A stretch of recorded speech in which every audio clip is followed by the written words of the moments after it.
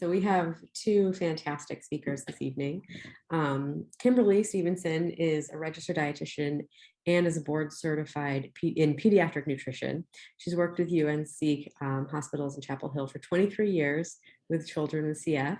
She holds a master's degree in nutrition from UNC Greensboro and a bachelor's degree in psychology from Wake Forest.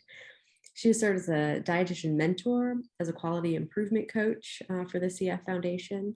She's an active participant in nutrition education at the North American Cystic Fibrosis Conference, serving as a presenter, a short course instructor, abstract author, and a roundtable moderator. Outside of work, Kimberly enjoys spending time with her husband, Daniel, daughter, Scarlett, son, Grant, and their dog, Banjo. Kimberly grew up in Boone, North Carolina, is an avid dancer, performing and competing in the traditional percussive dance called clogging, which sounds super fun. Kely Baumberger is also a registered dietitian and board certified in pediatric nutrition. She's been working with UNC Healthcare for 16 years, specifically in the pediatric world for the last 8 years.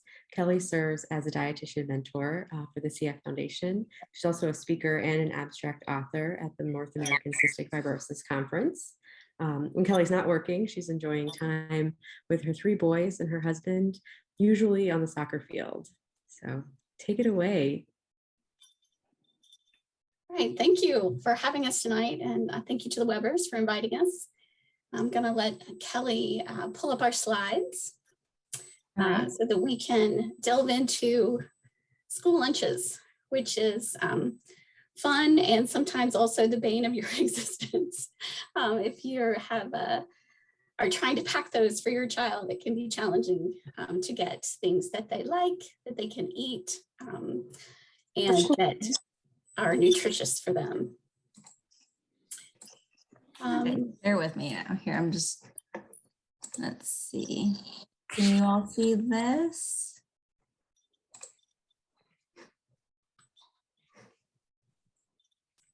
I can see it. That? Okay. I hope everyone else can too. All right. Yeah, there we go. So I am honored to work with Kely all the time. She's a fantastic partner in nutrition for our CF clinic. I thought I'd first just go over what all the, as we call it, alphabet soup is after our names.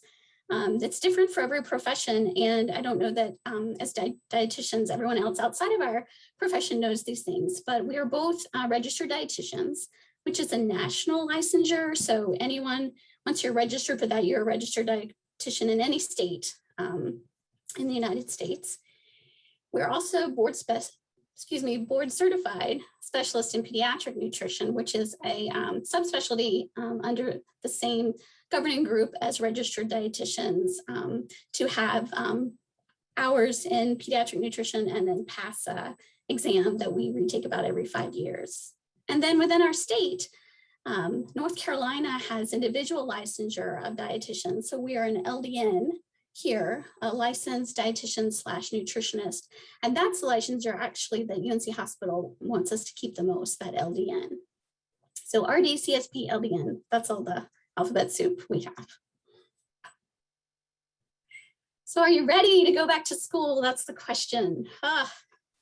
It's been such a crazy year and a half. And there's a lot of questions on parents' minds about going back to school. Some of it might be nutrition, or nutrition might be down the list a little bit for you. It's hard to know what is this year going to look like? Are you in person? Are you remote? Are you at the same school you were before? Are you at a new school? And now even for parents who have younger children or older children, are they going off to college for the first time? Are they returning to a college that they did remotely last year? In daycare, preschool, public school, private school. For our children who have a year-round calendar, they've already gone back to school. Kely has 2 in year-round, and they started weeks ago. They're way ahead of us. And then traditional calendars all starting around this time of year. So we're going to try to cover these topics. One is enzymes at school. How does that work? What is a school diet prescription form and what can that do for your child? We're gonna talk about breakfast, lunch, snacks at school, and circle back to our college students and some tips for them. So managing enzymes at school, we do recommend that you have a 504 plan that can specify the details of how and when you take your enzymes. There's several choices. The teacher can keep them in the room, usually in a locked cabinet. Staff can keep them in the office with other medications and usually what's called a health room. For older children, sometimes they can self-carry, self-administer. And there's pros and cons to all of these. If a teacher keeps them in the room, it's sometimes more convenient. The child doesn't have to leave the room early to go to the office to get meds. Some of the good things about keeping the office is they're safe there. The staff can monitor them. And then if you can self-carry for older children, it just makes it that much easier to take the enzymes immediately before the meal.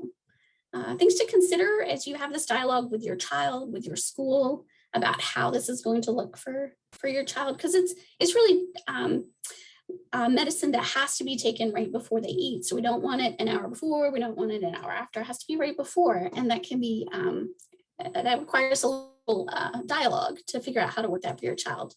Some children are shy about telling their friends why they have to go to the office and take their pills for lunch. Some kids are wide open about their CF or anything and happy to tell you that that's where they're headed if their peers ask. And then for children that go to the office, we want to make sure that that doesn't decrease their time to eat.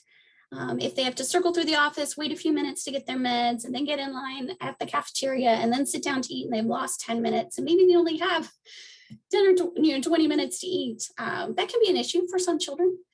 We also want to make sure that if they're going to the office and in this health room, that they're not exposed to sick students who are either waiting in that room to be picked up by a parent, they maybe have fever or vomiting. We just want to make sure that there's no additional interaction for our kids with CF there.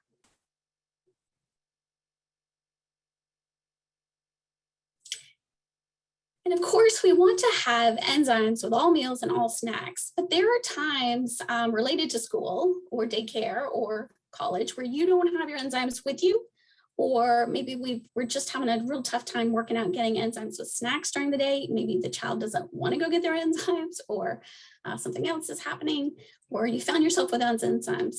There are some foods you can choose for snacks that don't require enzymes. First on the list is fruit, any kind of fruit. It's super nutritious, great energy, vitamins that you need. You can get it fresh, canned, dry. You can have it in fruit cups.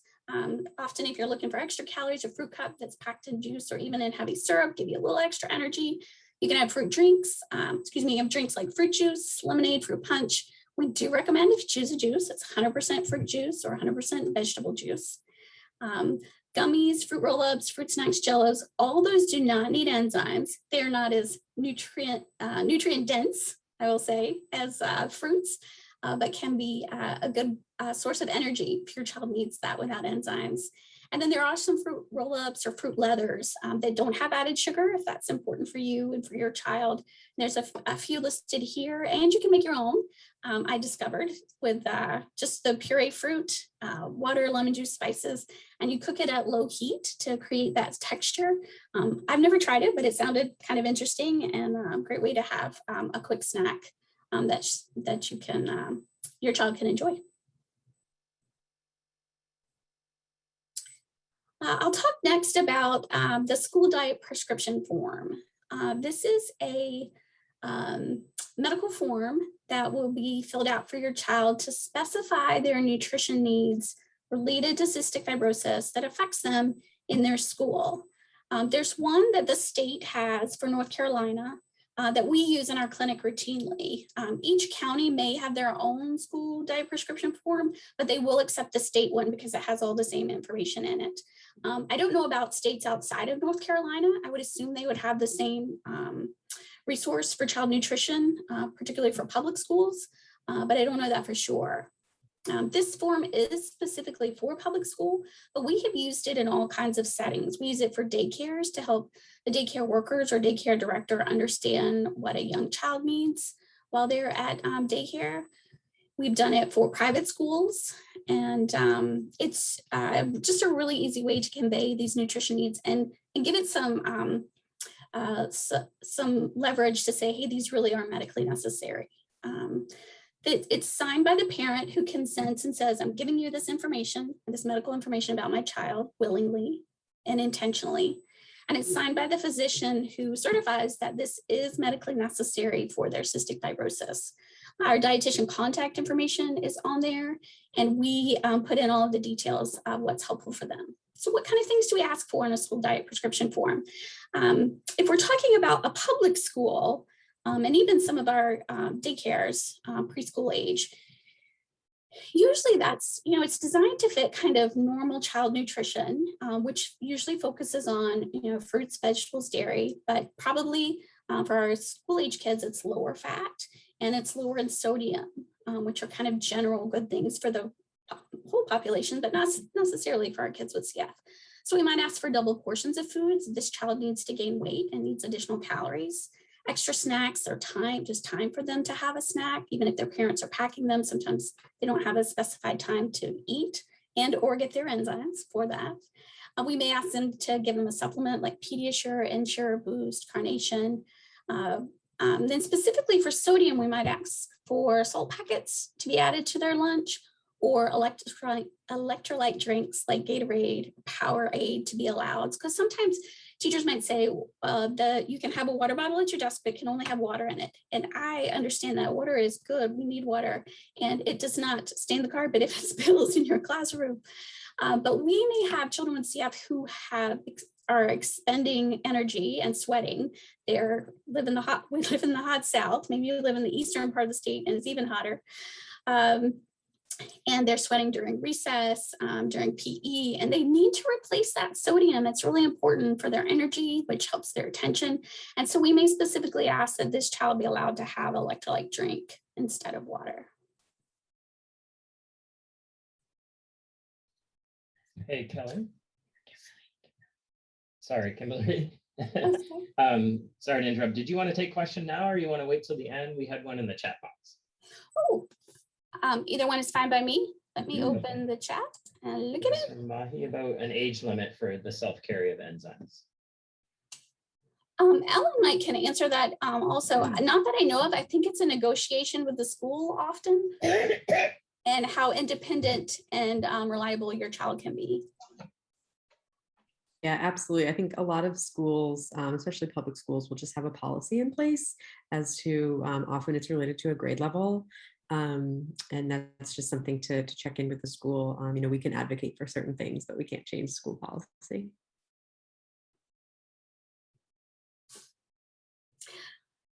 So this is the top of the first page of this form, the medical statement for students with unique mealtime needs for school meals. I love that phrase. And it is from the NC-DPI, School Nutrition Services Branch. This whole first page is just information about your child that you as a parent would fill out. Name, school, do they get breakfast or lunch at school? And you're signing your consent that you want to share this medical information with your school about your child. And then on the next slide is the second page, which is what Kelly and I fill out, part B, and all the arrows and the highlights in yellows are the details that we give the school about your child's CF and pancreatic insufficiency and how that affects their nutrition needs.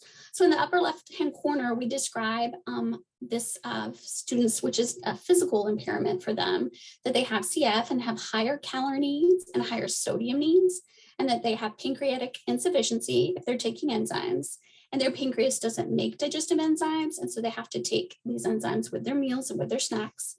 And that despite treatment, some malabsorption still occurs. They still can lose calories and therefore need to put in more calories.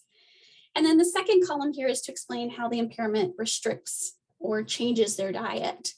So they have a prescribed diet for these medical conditions, which is higher in calories, protein, and fat than other students their age. And that's the key, is that if we're asking for double portions, we need to let them know they have higher calorie needs than kids without CF. They have calorie losses from the malabsorption and pancreatic insufficiency. They also need more sodium or salt because they have more losses in their sweat due to CF. And in the next row, the major life activity that is effective, we check off other and write that they have an increased calorie and sodium needs. And then the last section on that page is the details that we can choose for your child. And some children need all of them, some need some of them. But these are the ones we most frequently request, is that they have whole milk instead of low fat. And even that can be a negotiation. So all of the milk in school is low fat usually, but they also have flavored milk. So if they choose a flavored milk, sometimes the calories come out the same as whole milk, and maybe the child prefers that. Double portions, extra snacks, oral supplement, like I mentioned in the previous slide, Pediasure, Ensure.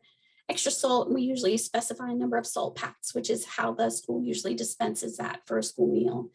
And then their drinks. And then finally, contact information for myself or Kelly. We do, with pretty good, fairly often get questions back from the school nutrition service about, okay, these are the things you requested. How can we really specifically work that into this child's school lunch? And then below that, if they have other things like allergies or anything, we can write foods that are admitted and appropriate substitutions. And I see we have another question in the chat. Are we paying for double portions at school, or does school cover that cost? Usually, well, it's hard to say usually. That's sometimes the negotiation with the school. If we say it's medically necessary, many schools will just say, okay, they can ask for double portions of anything, particularly for kids who are on free or reduced lunch prior to this past year. They will grant those. Sometimes we get calls back from school nutrition service, and they say, oh, we can give Ensure to any kids in our county who need it. Okay, that's great. They like Ensure. Let's sign them up. Or we can do double portions of sides, but not the main entree. So it's always kind of a negotiation. We ask for these things, say they're medically necessary, and try to figure out a way that can really happen. Your question about paying the amount for lunch is a segue to our next session, which is about free lunch. But I'll just say that this form that we have is very helpful. And if you need any backup in your school, because you can ask your school for these things without a form, but if you need any backup for that, this piece of paper is really helpful. It goes through the cafeteria manager up to child nutrition services, and they work with the school on how they can best implement that. And this can be independent of anything else you do for them. It can be independent of a 504 or there's other kind of guidance that you give to the school. So this last year in public school across the country, there is now such thing as a free lunch. There's also such thing as a free breakfast.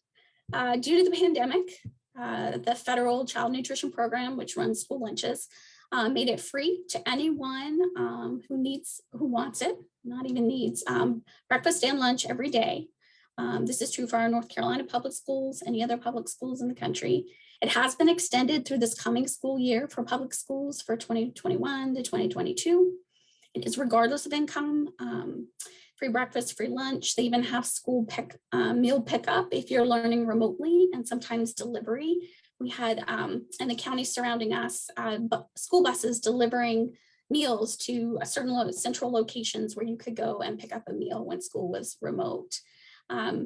The way it works kind of at least in our county, my kids are in Wake County schools. They don't have to give any notice that they want to have breakfast or lunch. They just show up in the line and say, I'd like some breakfast or I'd like some lunch. And what I've also noticed though, is that it's a standard lunch. It's not any extras. It's not a select meal that they're operating with, at least in our county. I don't know how it works exactly in other counties, but they get, one selection. Well, that's not a selection. It's just one option. It's not, anyway, one thing, you get one thing. And it can be really helpful if your mornings are busy with treatments and medicines and getting off to school. It's a great way to have good nutrition for your child. Easy peasy. It can also be a way for your child to try new foods. If they've never had school lunch before, they might want to try some things. And you can send a lunch backup if you need to, if your kid's worried about whether they'll like what's at school lunch. And of course, you can see school lunch menus on most counties' websites and see what those are. My son we'd always packed his lunch. He had said he didn't want to buy lunch. He didn't know what it was going to taste like. But this past year, he said, Mom, some of those things look good. So I'm going to try some school lunch. And it was incredibly convenient not to have to pack a lunch. And he really expanded some of the things that he liked to eat that he had not eaten at our house, and tried some new things. And that was really good for him. So it is, regardless of income, and it's a great resource for our children, a way to make sure every child is nourished, has energy in their brains to think and to learn.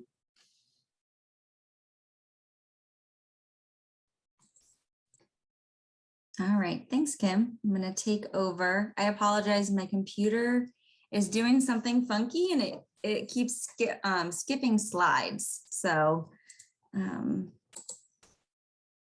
moving on to packing lunch, and I second what Kimberly mentioned.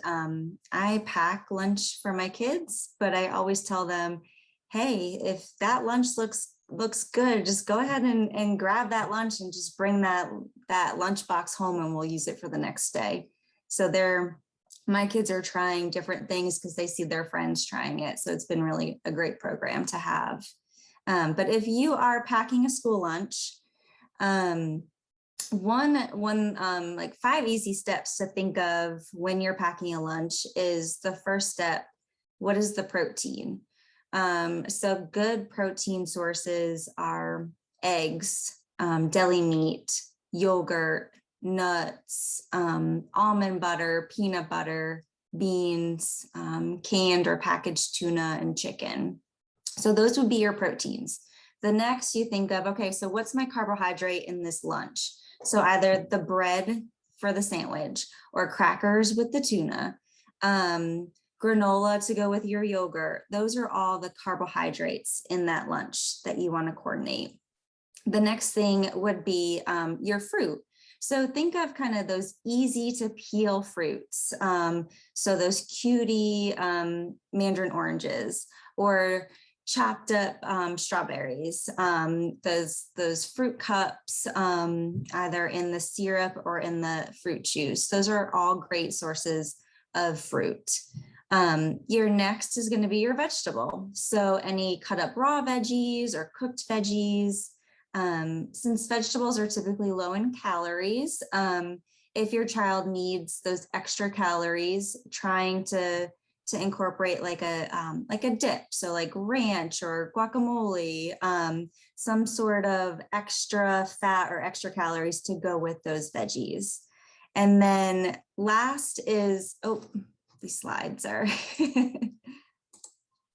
and then last is your dairy products. So it's really important to get in 2 to 3 servings of dairy a day. So lunch is a good time to try to catch that dairy product in there.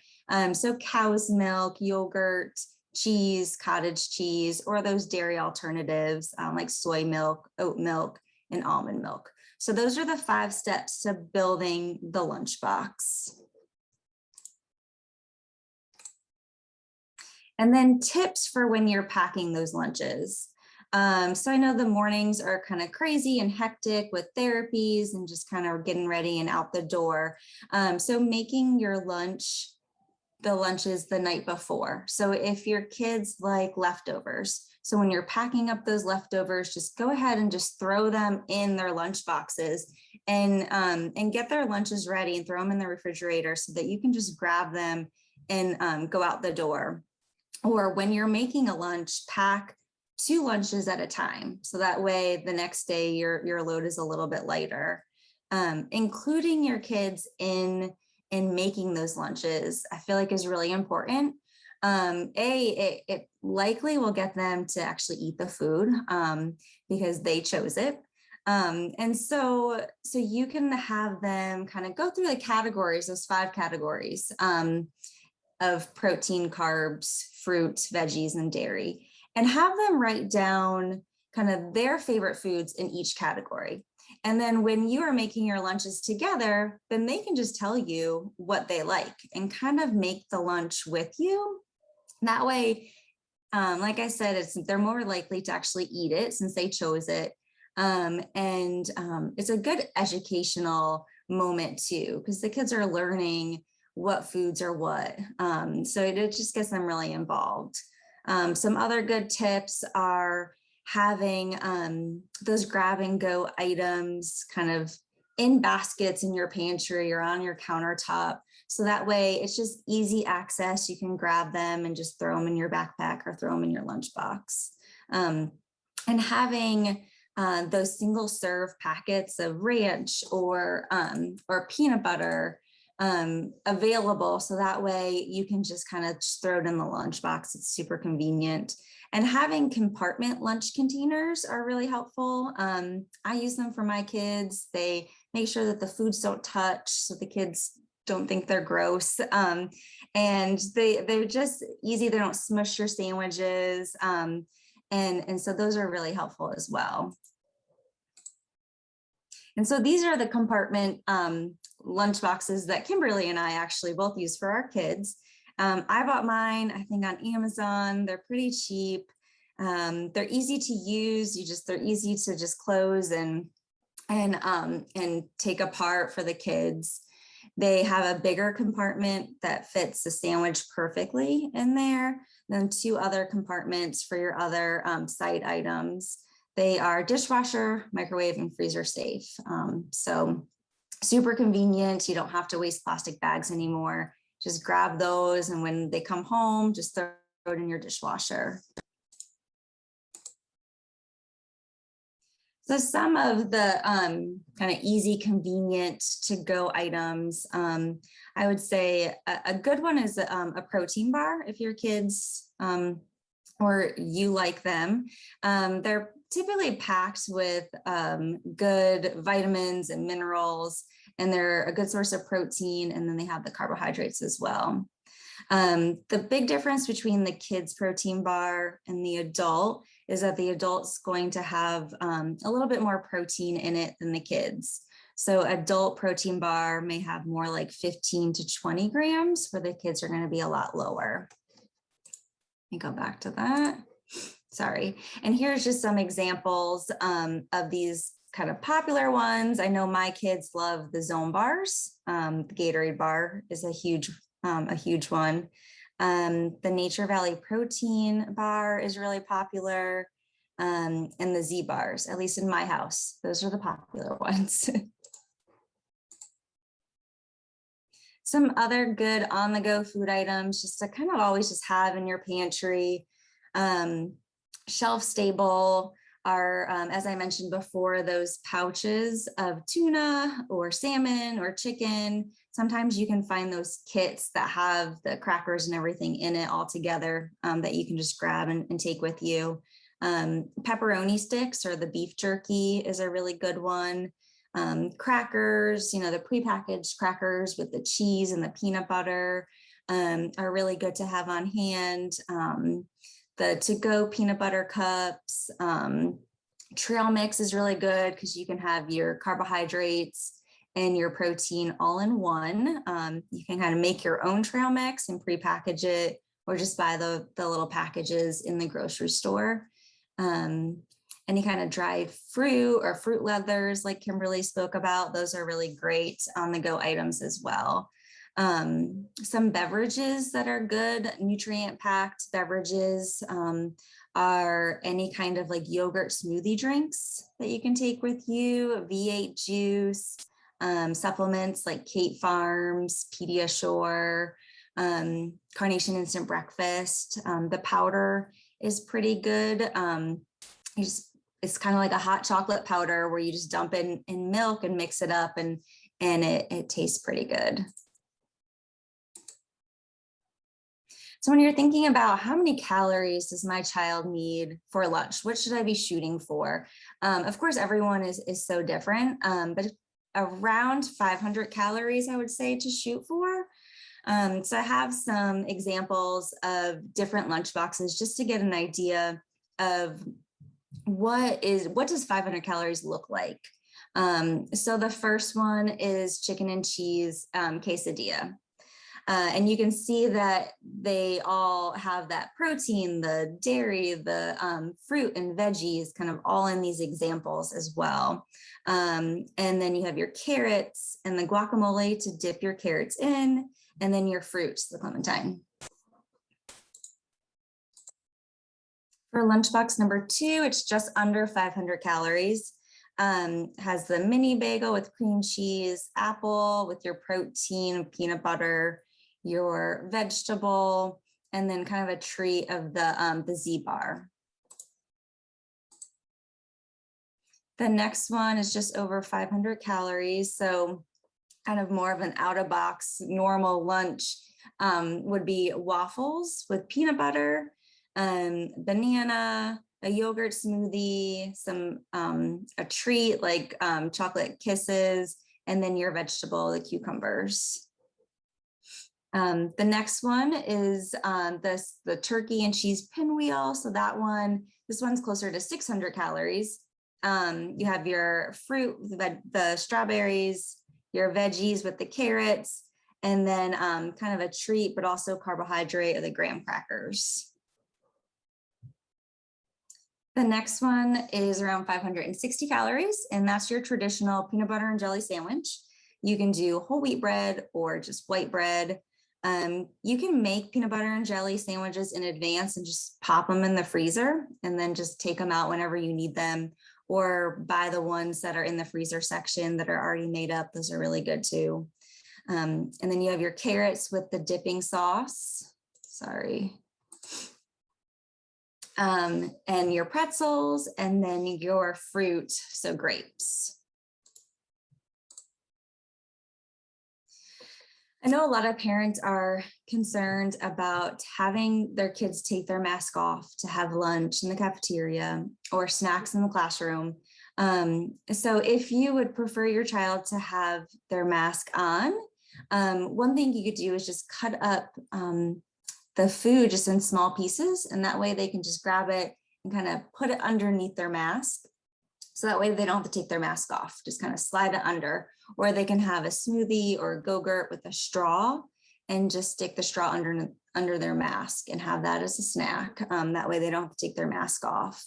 If they are a messy eater, trying to stay away from those sauces that get on their face. Because if it gets on their face and then they put their mask on, then all that food gets inside their mask and it gets pretty nasty, at least with my children. So having a napkin is also very useful to just, with their lunchbox, having them wipe their faces down before they put that mask back on.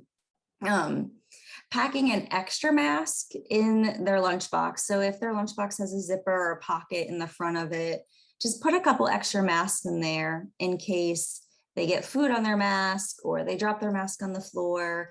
That way they can just grab a clean one and they don't have to worry about it.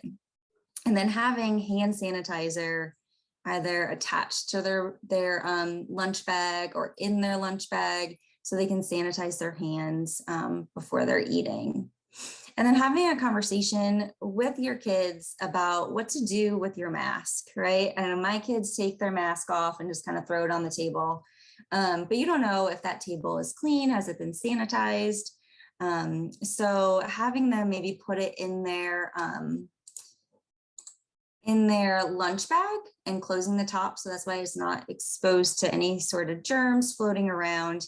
They eat their meal and then put it right back on, or having some sort of like necklace or some sort of attachment to just have it strapped around their neck so that it doesn't fall on the floor or anything like that.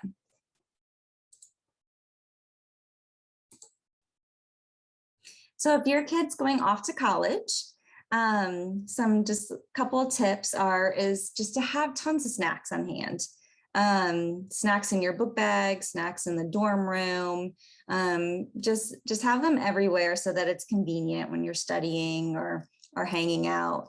But the big thing is that don't forget to take your enzymes. So having just either a little keychain with pills in it or an Altoid container with some enzymes in it, and stick that with your snack in your book bag. So that way, if you're walking around to class or on campus, you have both those things with you at all times in case you forget when you're running out the door.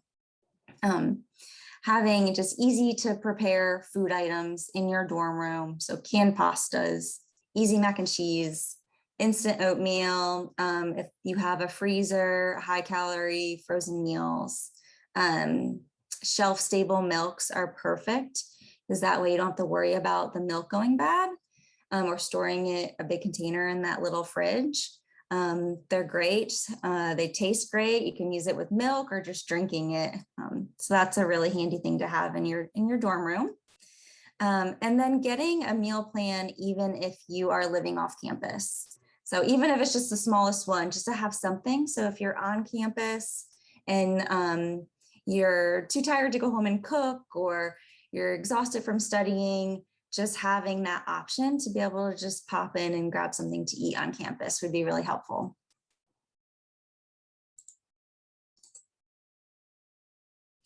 And then for any kids that are taking any medications that decrease your appetite, one of the big ones is like a stimulant for ADHD is a pretty common one.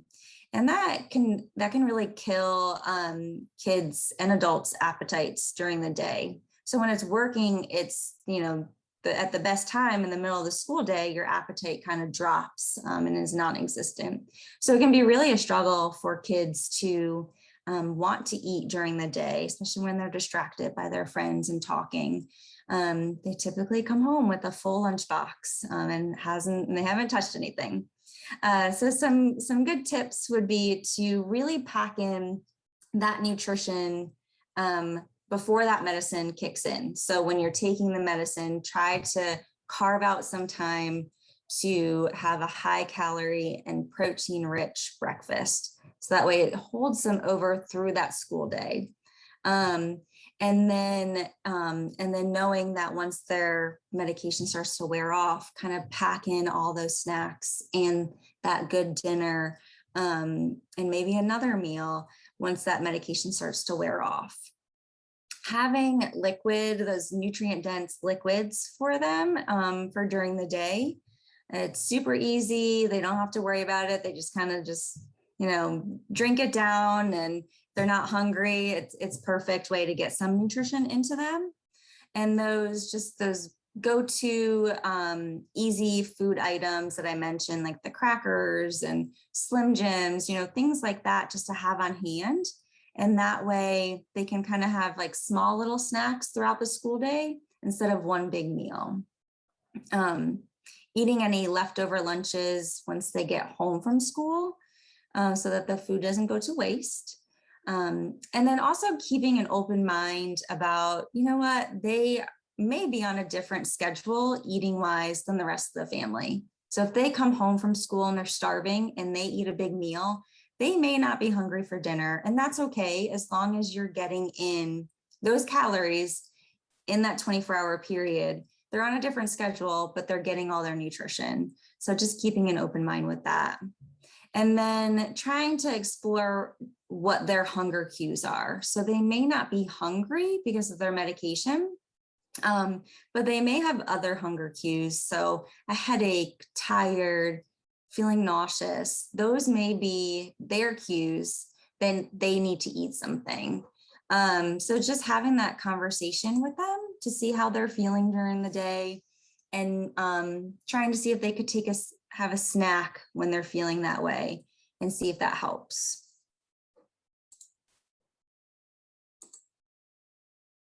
And then last, we have some good nutrition resources. The first one is the myplate.gov. So this website, MyPlate, has an app that you can put all your information in, and it tells you how many servings of each food group that you should be eating. You can even pair it with Alexa and say, hey, Alexa, what should I eat for dinner tonight? And Alexa will tell you how many servings of carbs and protein that you need for dinner. This website also has some good recipes on there and some great educational material as well. One for CF specifically is chef4cf.com. If you haven't checked it out, I really encourage you to. They have great recipes, high calorie, high fat recipes, and some good nutrition tips and tricks. And then the last resource, Kimberly mentioned this dietitian to me, and her name is Jill Castle. She's a pediatric dietitian. She does a lot of good podcasts and articles on just child nutrition, all the different areas for children, either with sports or with schools. And she has some good articles, some podcasts. She even has some nutrition classes that you can enroll in and do with her, and a really good blog. And on her website, there's some good recipes as well. So I encourage you to check her out. And that is it. So I see we have a question on our chat about that 504 plan that I mentioned. And I think, sorry, the 504 is accommodations that can be specified for your child based on their medical diagnosis of cystic fibrosis. It's something that Ellen in particular would probably help you with, and your physician. It encompasses all the things that your child might need that are different from other children in the classroom. The question was about, does that apply or help with remote schooling? And I don't know that answer, but maybe Ellen can comment on that. Sure, I'd be happy to. Yeah, first I would say definitely, depending on what center you're at, to be talking with your social worker, your nurse, or your physician, sort of depending on who is your most frequent contact, or, and if they can always point you in the right direction.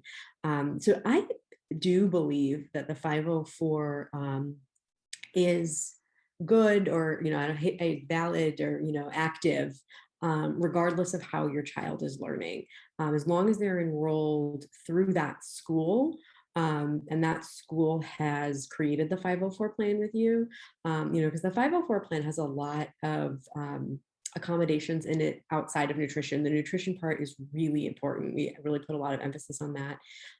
But then there's also a few other kind of things that are going to be included in that will be relevant for your child learning at home, including those frequent snacks. Sometimes that's an issue, whether they're virtual or in person. So definitely reach out to your social worker, your nurse, physician, and hopefully you can get some more of those questions answered in a little more detail. Yeah, Ellen, one kind of nutrition related 504 area that we encourage families to add and discuss with the schools is having discussions around how many bathroom breaks they can have, or maybe a special bathroom that they can go to that they feel comfortable with. So that's one, I feel like that's pretty often added. Yeah, that's definitely one we like to include, pretty much standard, so that kiddos don't have to worry about that. Because we hope their enzymes are working well for them, but they're not perfect, and they may have malabsorption, they may have urgency to stool, they may need to, they may have a very greasy, oily, stinky stool, and it's often very embarrassing to the child. And so having A, time to go do that, and not holding it in and giving themselves a bellyache, and B, maybe having a restroom that they can use with some more privacy than they usually get at school.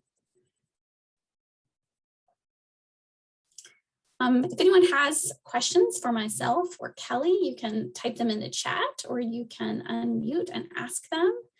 Or if you have questions for other people on this session.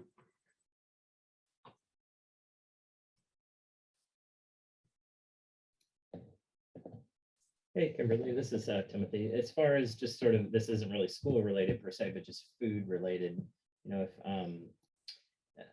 I know sometimes we struggle getting our children just to eat. Are there just some ideas to help with that? Just getting them to eat, to not forget to eat. Well, I guess eat, maybe that's not the word, eat more. Oh, yeah. I think lots of times having a schedule that they help you work out, and say, I know I'm supposed to have breakfast, lunch, and supper. Our family does that. That's easy. But I know that mid-morning I need a snack, and before bed I need another snack. So that, and then drawing up a list with them, or they can do it independently, What are those foods you like to have at snack time? And there can be some negotiation about, healthy snacks and maybe some treats along with it. But I think that having a schedule or an expectation of what time of day or what frequency of day they should be eating is good. I think children will always say, well, my parents don't keep anything in the house that I like. So that's usually what I tell or suggest to our children, that, you got to tell mom and dad these things. You got to have a way to communicate this. When they're younger, you can ask them and write things down for them. But when they're older, they should be participating in some kind of grocery list for the week, whether you do that texting on the phone or a shared app or a whiteboard on the fridge. What are we out of and what does everybody want to get? It's that they have shoulder some responsibility there too, in telling you what it is they want, they like. And when they go on a food jag of wanting to have cheese and crackers every single night, and then suddenly they're tired of that and you're still buying cheese and crackers, that can be frustrating for parents. But I think having a schedule, involving them in the planning of the schedule and of the types of foods that they will eat.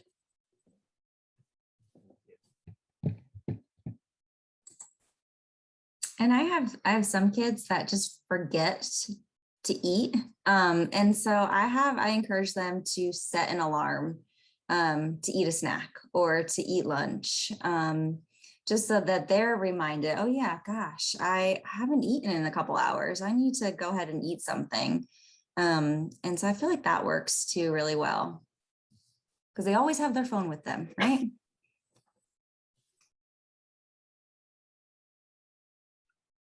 I have a question. This is Ellen. Kimberly, you mentioned the form that for medications or for nutrition plan at school.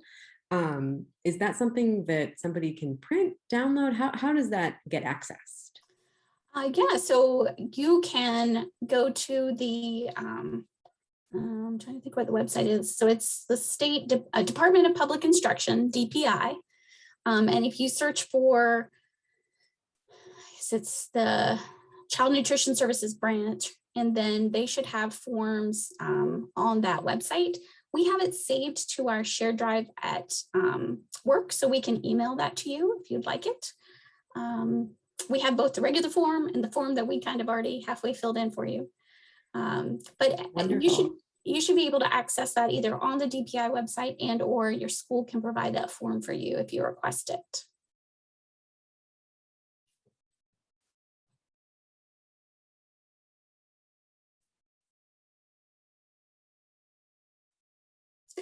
How many people love packing school lunch for their children? Raise your hand. Or if I don't see your video, you can say yes or yes in the chat. I refuse. It can be another one of those places that can become a battlefield and a struggle for parents and children. I think the more independence and voice you can give them in helping decide on their lunch and pack their lunch, the less of a battle it can become. Or you may just say, you're going to eat school lunch, and it's healthy, it's nutritious, it may not be their favorite every day, but it's certainly a guaranteed source of nutrition for them during the day. And for these last year and this year, a free source of nutrition for them, for families who have been affected by this pandemic financially, fewer resources, or who are just in need of some nutrition either way.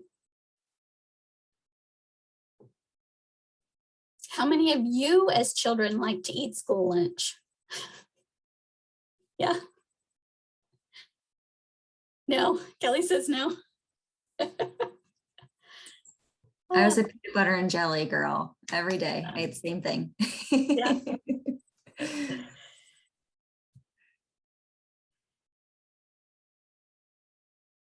Let's see. A concern in the chat about how much food their son is eating. Stuck at the same weight for 6 months in the yellow zone, and not open to eating too. Yeah, so that's can be difficult to put tabs on. You have a couple choices. If you can work with your dietitian at your center, I don't know if that's me or not, There are a couple of apps we use to help families track calories if we are working on that. We take a couple of general approaches first to increasing calories. Number one is making the foods that they eat more calorie dense. Number two, we look at frequency of eating. They should have 3 meals and 3 snacks every day. And then 3, we of course look at their enzymes and make sure those are matched up well for meals and snacks.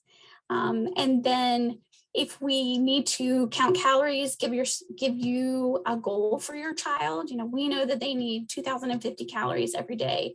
We use some apps. One of them is called MyFitnessPal, which some of you may have used for other purposes, but it's a pretty good calorie counter, easy to find foods on there, and you can put them in yourself, or if you have a teenager, they can put those calories in and track them and see, if I get to supper and I finish my supper and I'm still 500 calories short for the day, I know I need to take my supplement. I know I need to drink my Scandy Shake or my Ensure. That can be a good way of keeping tabs for that. And then if they're eating in places that are not under your supervision, at school, at daycare, with a sitter, at after school, you may have to engage those caretakers to let you know what they're eating or how much they're eating. And sometimes you just need to know maybe a percent. They ate half of their lunch or they ate none of their lunch to help keep tabs on that. And if you find that a child's consistently missing a meal or a snack every day, then we'd want to make that up later on, or come up with some ideas about what we can change to get your child to have higher food intake. After we work on diet itself, we may talk with a physician and yourself about a medication that can make them more hungry. We have a couple of options for kids. They work in some kids really, really well. Some kids, not so much. Yes, then. Our friend Superhepodine. So that's a fairly good one. I would say when we use it in kids, it's about 50-50. Half of them really respond to it and do really well. They're more hungry. They either eat more often or they eat more at one sitting when they're on Superhepodine. But for some kids, it's not as effective. And there are a few other choices that we could discuss with your physician.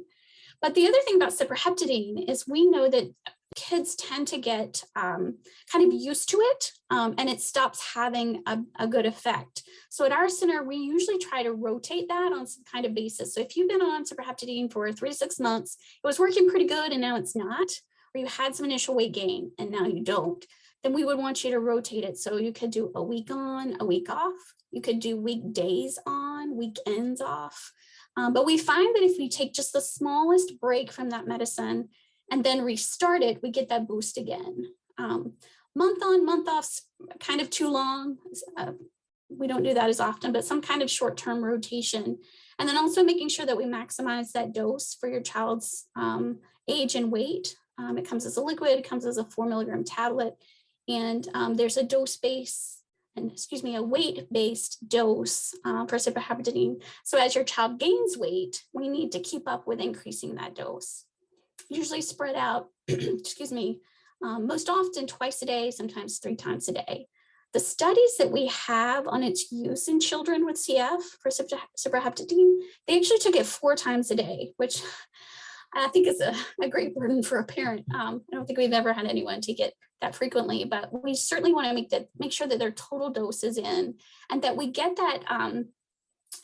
For example, we don't want to give it all of the Superhepodine right at bedtime when they're going to sleep. Of course, we want to front load it in the day so that they have an opportunity to be hungry and to let that medication work. I guess the one part I forgot about are diet changes, frequency, caloric density. We would also look at some type of shake or supplement for them. If they're, especially if they're a kid that volume is an issue, having something to drink at the end of a meal or as a snack can sometimes be a good way to get some calories in. Some kids like them, some kids do not like them. That would be the line of Ensure, Pediasure, that sort of thing. But we try different things. We have some that are milk-based. We have some that are juice-based. We can do bars as a supplement. We have lots of good choices on that front. And we also have just regular old chocolate milk made with half and half or heavy cream that can be a high-calorie drink for your child.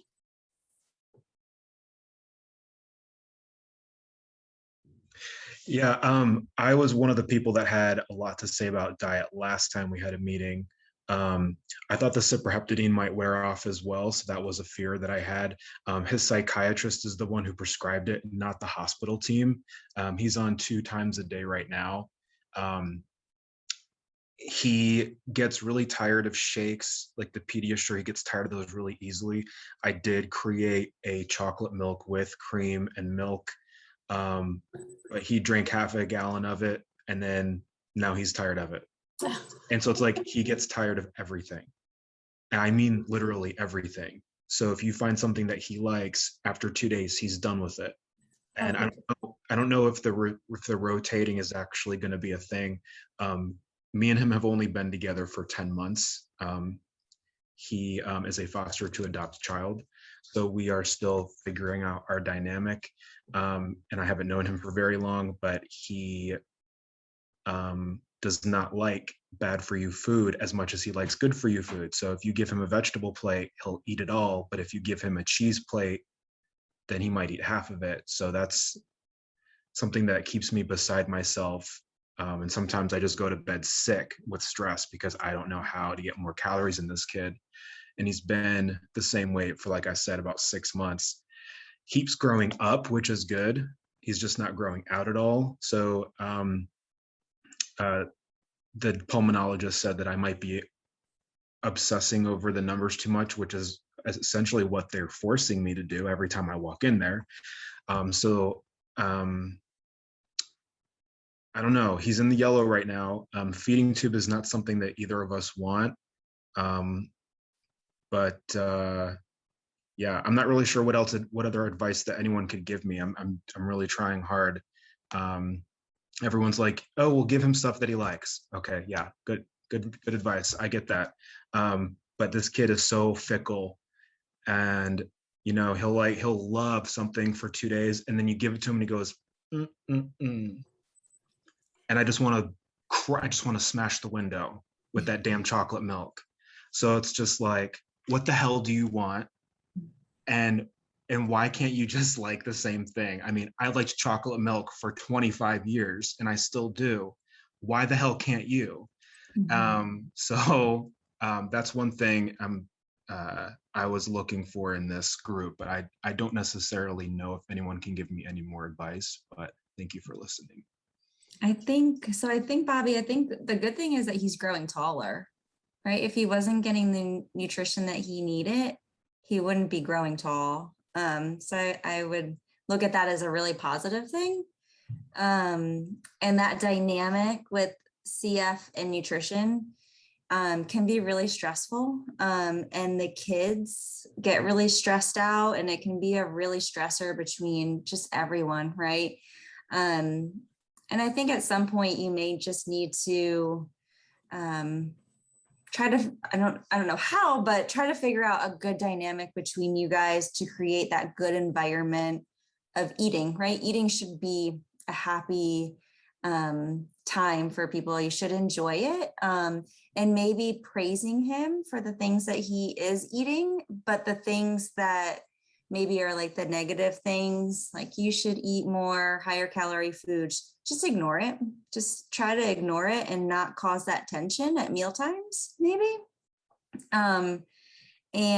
But praise him for the good things, the food that he is eating, and see if that could help a more positive food mealtime. Because sometimes food and CF is just really stressful, and working on that relationship with food is the most important step before you actually get into gaining weight. Does that make sense? Yeah.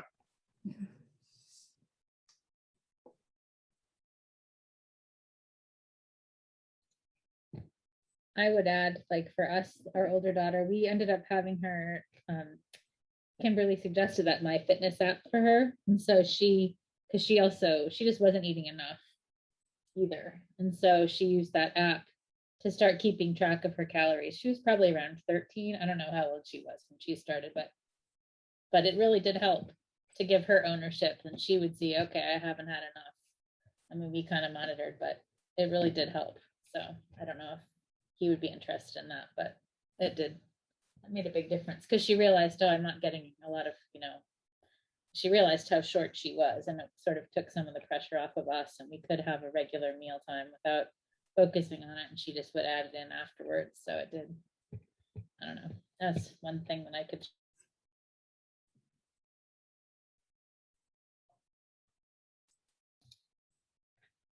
And also when they were younger, we were stressed as well, and like Kelly was saying, it became sort of a stressor for the family, and so we sort of just went to a mode of, you know what, we're just going to go to a schedule, like Kim said, and then we just know that there's going to be an additional meal and a snack, and if they don't choose to eat this one now, well, it'll be okay because there'll be another one coming in two hours, Right. and they'll eat more of that. And we just kind of step back from it and just kind of let it play out. And that helped too, I think. Well, it didn't really Well, have, it helped us. I mean, after a while, you just don't have a choice anymore because it's like, it's decreasing your own mental health. And I already have a full-time job with my income source plus being a parent. So the third full-time job is the CF, and then you don't want the fourth full-time job to be nutrition. So it's that fourth part that you just don't have time for, and you don't have the mental, you can't afford the mental anguish. So after dealing with it for about 8 to 10 months, I just didn't know what to do anymore. So I'm just doing what I can. And I think it's really okay to say at some point, if it gets that stressful and worrisome, just take a step back. Growth is a continuum. It's all the time. You said 6 months and you're feeling very stressed about it. Maybe you can say to your CF center, hey, we're just going to take a little break here. I know we know what we need to do, but for our mental health and for the stress in our household, we just need to sit back for a minute, and that's okay. And I agree with Kelly. You're doing a great job. You have said all the good things, all the right things that need to be done. You have tried with him, and sometimes kids are just hard. And if he's new to your household, it may take just a lot longer to get used to find your groove and find what works for him, what works for you, what makes for happy meal times, and still getting in some calories. But that can take a while.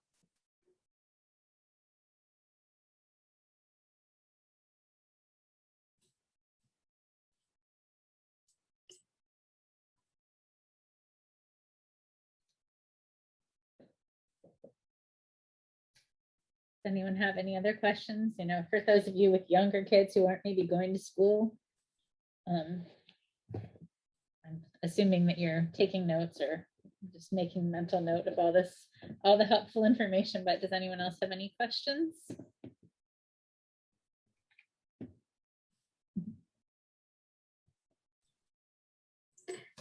One of the more exciting things for our younger children is these highly effective modulators, Trikafta, Kalydeco. Some of these things have made a world of difference for some children related to nutrition. It really brings down their resting energy expenditure. They're not burning as many calories, and has made it so much easier for them to gain weight. And it's kind of a whole new ballgame for some of our younger children who get on modulators earlier. It's been fascinating for me to watch this come about, and wonderful. Great.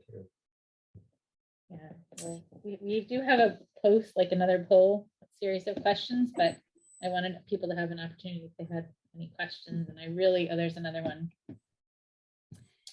Great question. So the real answer is we don't know yet, but what we have seen, what we are learning along with our parents as their children take these medicines is that I would say many, if not most, of our children have a decent weight gain when they start Trikafta without having to change anything about their diet, their enzymes, any of those things. We've had it in the 12 and ups, and now we're going down to the 6 and ups. So I think we'll learn more about it. That tends to be a pretty rapid weight gain within the first few months, and then it levels out.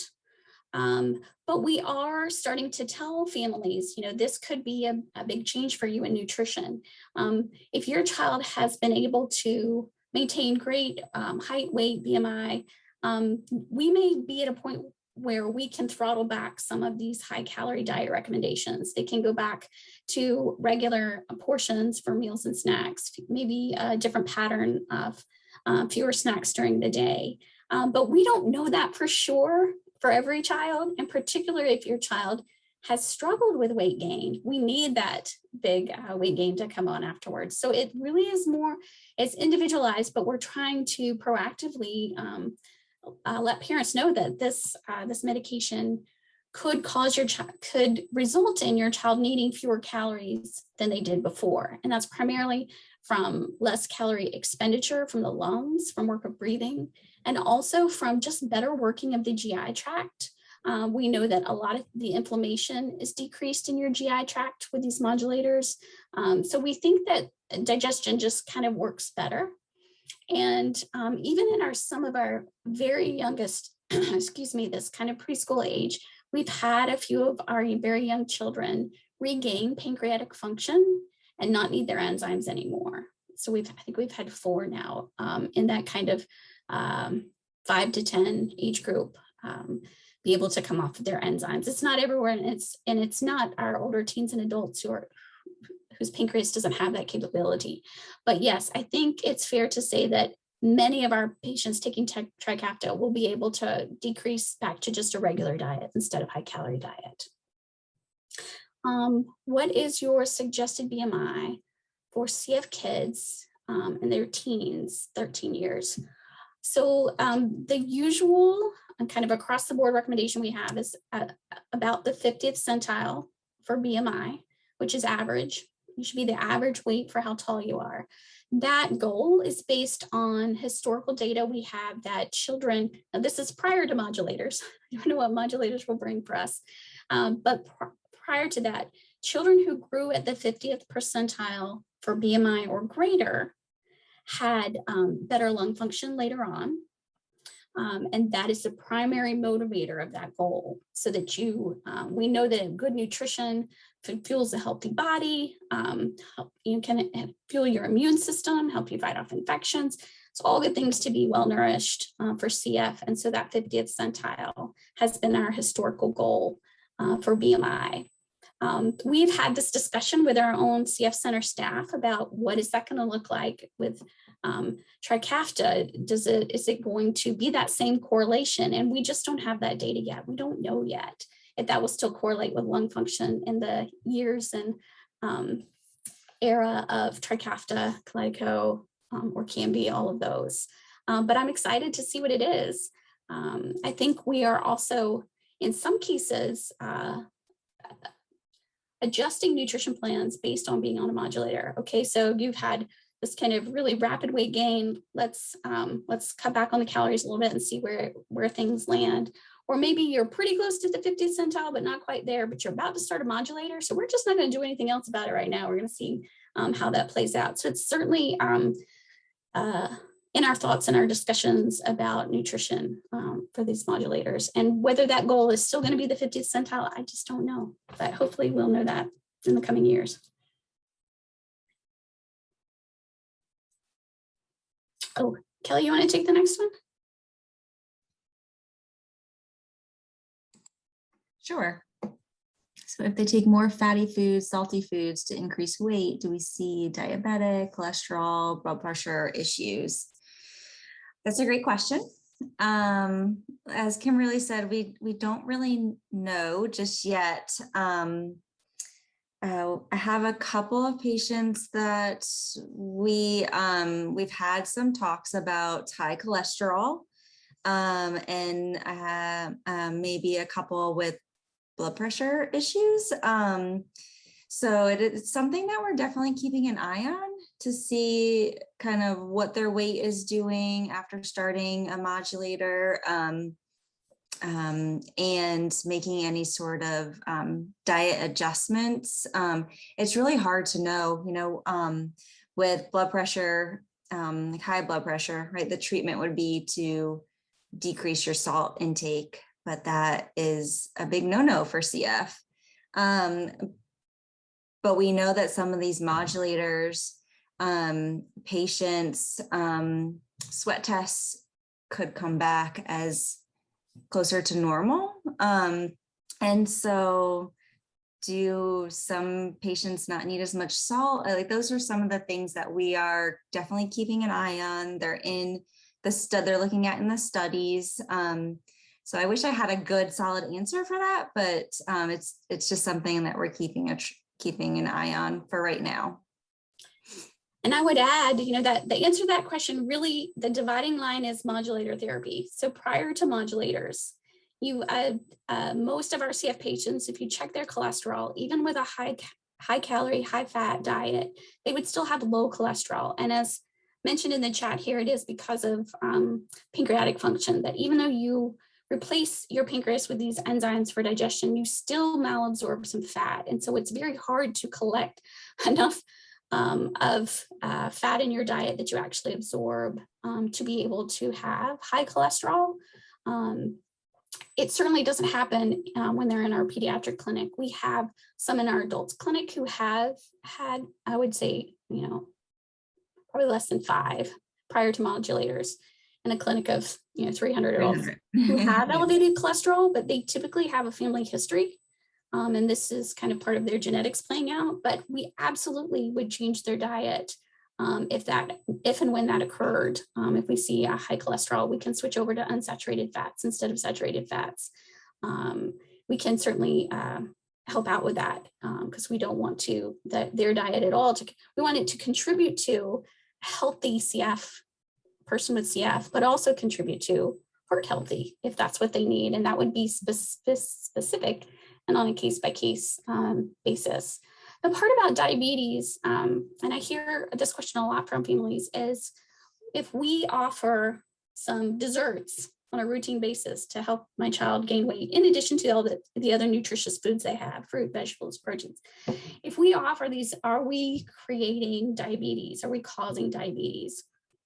And in people with CF, what we know is that the diabetes happens because of damage to the pancreas. It's not generally because of what they eat. So the pancreas that has 2 functions: 1, it makes digestive enzymes, and 2, it makes insulin.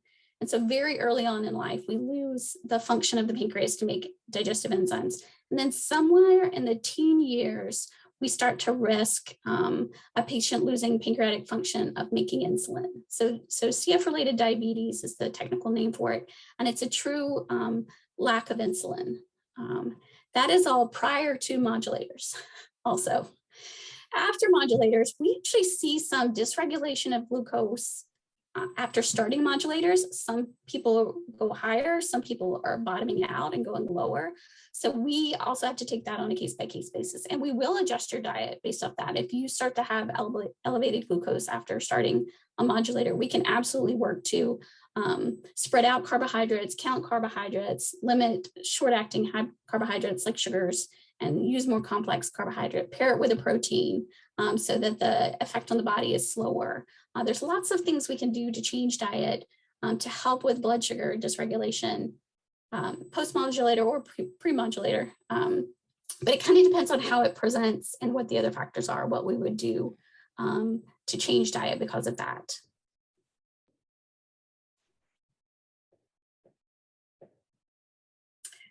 So question for herbs for our children and teens with CF. I don't have any routine recommendations for herbal products. I often, pardon? Oh, sorry. Oh, I was just gonna say it's not usually something that we recommend. But if a family is interested in adding that to their regimen, we just make sure that it does not interact with any medications.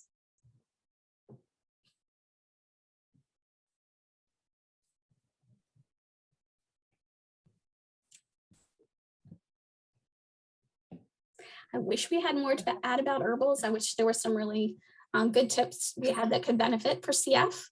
We don't have a lot of data on that specifically, but we certainly really enjoy working with families who have an interest in that and who want to use herbals for their children, and making sure that we can meet the family's goal for that, as well as make sure they're safe, they're in appropriate dosing, and that we can help with the research on what it is that's can do for your child.